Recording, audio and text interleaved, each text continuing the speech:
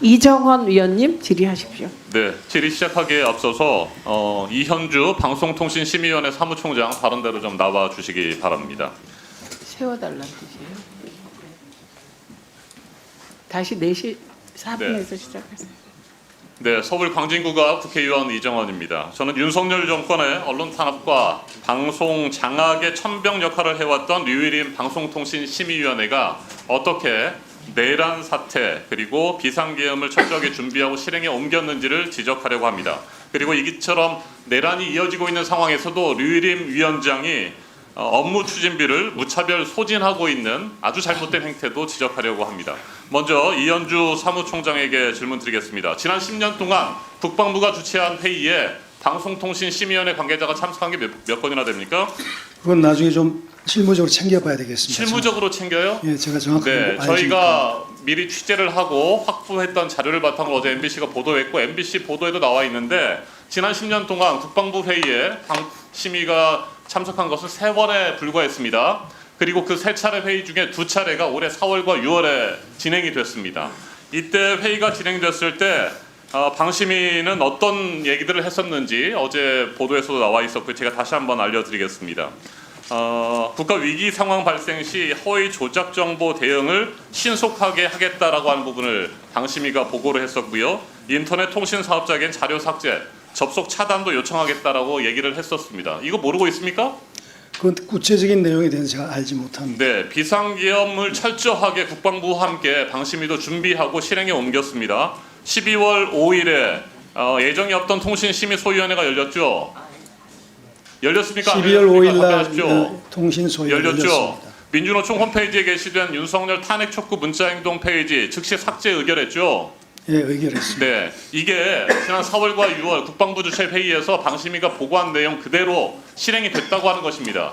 그래서 이게 단순히 우연이 아니라 사전에 방심위, 방통위도 역시 국방부가 주최한 회의에 참석을 했습니다. 치밀하게 준비됐다라고 하는 부분을 제가 다시 한번 말씀을 드리고 강조를 합니다. 자, 이번에는 류일임 위원장의 업무 추진비와 관련해 질문을 드리겠습니다. 먼저 PPT 파일 한번 화면을 보시겠습니다.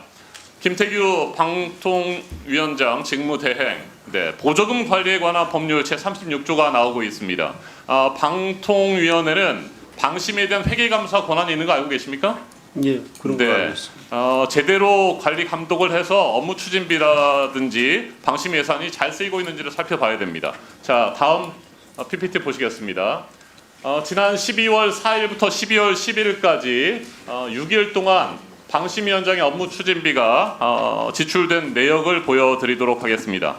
비상계엄이 해제된 12월 4일 파파존스 피자에서 104만 8,400원, 그 다음 날인 12월 5일 만년 닭강정 93만 6천 원이고요. 12월 9일에는 부서별 현안 관련 논의를 한다고 또다시 류일임 위원장이 자신의 업무 추진비 피자를 구입하는데 82만 4,200원, 12월 10일 닭강정 54만 7,800원입니다. 371만 9,800원의 업무 추진비를 불과 한 6일 사이에 몰아서 썼습니다.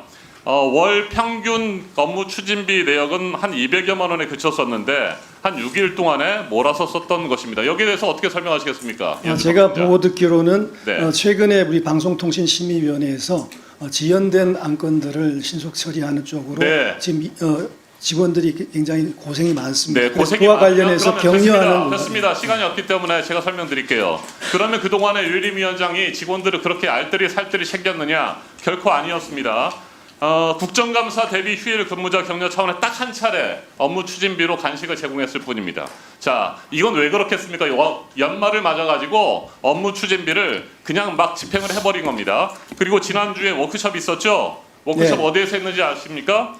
롯데월드 타워에 있는 스카이 31 컨벤션에서 이걸 했는데 롯데월드 타워의 국내 최고 높게 회의 시설이라는 장소가 설명하고요. 이걸 임대하는 데만 임차료가 400만 원이 들었습니다.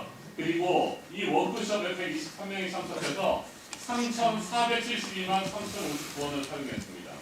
지난해 같은 경우에 또 2022년 같은 경우에 행주산성에서 또 경기도 장흥에서 한 220만 원 정도를 썼던 상황들이 저희가 파악되고 있는데 연말에 몰아서 쓰고 있는 겁니다. 다시 한번 정리하겠습니다. 비상계엄 이후에 방송통신심의위원회가 한 일은요. 통신심의소위원을 열어서 민주노총 홈페이지 삭제하도록 지시했고 예산을 퍼냈습니다. 부적정하게 집행을 했습니다. 그리고 이게 문제가 될 것 같으니까 직원들의 서명을 다 받았어요. 누가 이 업무 추진비로 사용한 간식을 먹었는지에 대해서까지 PPT에 있습니다. 나중에 혹시 문제가 될까봐 저런 식으로 했어요. 이정원 그거는 의원님 규정에 중단해 따른 주십시오. 것입니다. 네. 아니 지금 이렇게 하시면 다른 의원님들이 못 하십니다. 그래서 오늘 중단하고 필요하면 네. 예, 추가로 현안 질의 다시 열겠습니다. 중단하시고. 독립기구의 처리 취지를 제대로 살리지 못하고 있는 방송통신심의위원회 강한 유감을 표합니다. 네. 방금 전에 의결한 현안 질의 추가 자료 제출 요구에 건해 구두로 발언하신 이정원 의원님 요구 자료도 포함하여 요구하는 것으로 정정하도록 하겠습니다.